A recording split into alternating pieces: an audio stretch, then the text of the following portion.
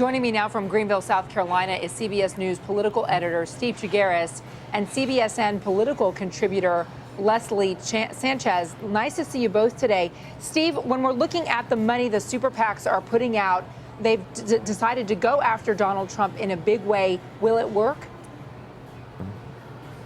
I don't know. I mean, the Club for Growth has been running a lot of ads against Donald Trump, Iowa, New Hampshire, and if you look at what he did, at least in the exit polls in New Hampshire, he won among conservatives. So, it would be interesting to see. It's a different kind of conservative here in South Carolina, more of them. It'll be interesting to see if the Club for Growth's ads will have any kind of effect on Trump here.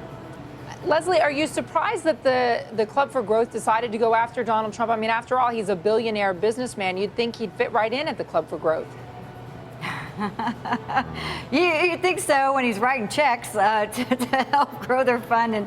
But if you think about this is very fundamentally conservative. These are individuals who support economic conservative policies.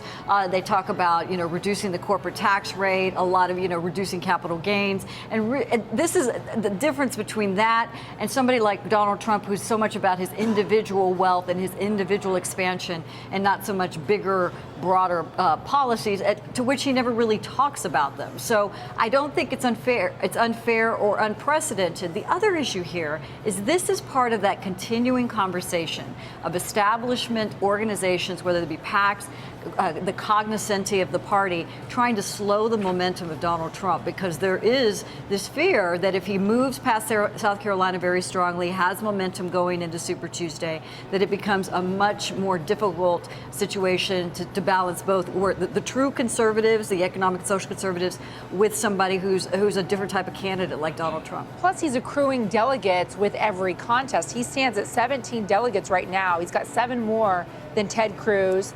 10 more than Marco Rubio. Kasich's coming in with 4 delegates. Bush has 3. Carson has 3.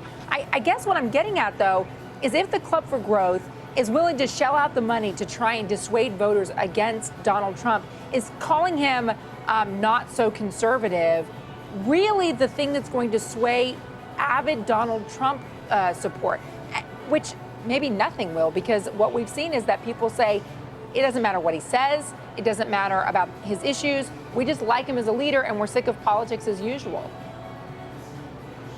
Well, what's interesting is they're not the only ones saying this about Trump. I mean, you're hearing it from the other candidates as well. And so they're really trying to paint him as somebody that's wrong for the Republican Party, right? And the question is how much support Trump has and how serious they are about him. Do they care about labels like conservative and liberal, and do they care about his past issues? I mean, what Trump has been saying is, hey, look, Ronald Reagan was liberal. Now, granted, it was a different time. He was a Democrat and a liberal Democrat before he became a Republican. But he's using that as a sort of a crutch, and it also just doesn't seem to matter to Trump supporters. If you talk to Trump supporters up and down, the one thing they like about him is he tells it like it is, and he's an anti-establishment guy who can go into Washington, at least they think so, and shake things up. That's what they're most attracted to. They don't seem to be as concerned about which stripe of conservatism he represents. It's interesting, to Steve's point, there's not really a purity test among Trump supporters. That he's truly an ideologue, truly a conservative, truly part of the conservative movement. That's not it. I mean, and we sit down with these individuals for a long period of time. One, they have intensity, but 2, they don't really buy that he's going to go in there and be able to do all the things he says he can, but they feel a fraction of it is a lot better momentum and a lot better end result than the same stalemate they've had before. So the demography of the politics and the calculus of it is certainly changing. When we're talking about the theatrics of this debate in South Carolina, again, you have Trump at center stage. He's been there through almost every GOP debate, with Ted Cruz on one side and Marco Rubio on the other side. What does it do to the dynamics, Steve, for the people who are sandwiching Donald Trump? Well, obviously, I mean, the 2 of them are going after Trump hard.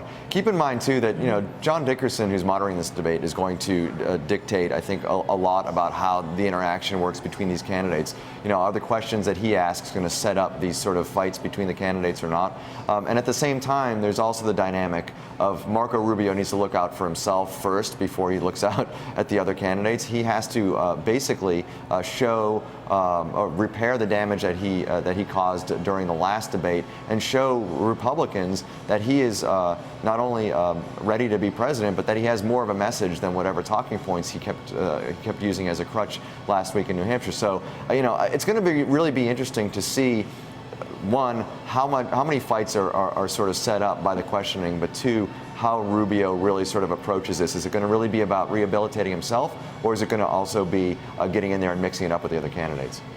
Because it's really interesting, because I almost think that there's three narratives that are coming out of this. You have Trump saying Washington's broken, I'm going to go in there and fix it, I'll use my business approach and business prowess to get it done. You have somebody like Jeb Bush saying, look, I have experience, I know how Washington works, I can be a broker in there and actually make meaningful legislation happen like we did in the 2-3 decades before. And then you have the new kind of face of the Republican Party, which was more inclusive, somebody like Senator Rubio, and I say that because he gets the endorsement of Senator Tim Scott, who was looking at issues like economic opportunity for working class individuals, poverty, things that were not traditionally Republican, big issues. And it's kind of the new inclusive part of the party, which gets drowned out by some of these other conversations. So it's almost like, who are you speaking to here? And each person may be individually hearing their own message.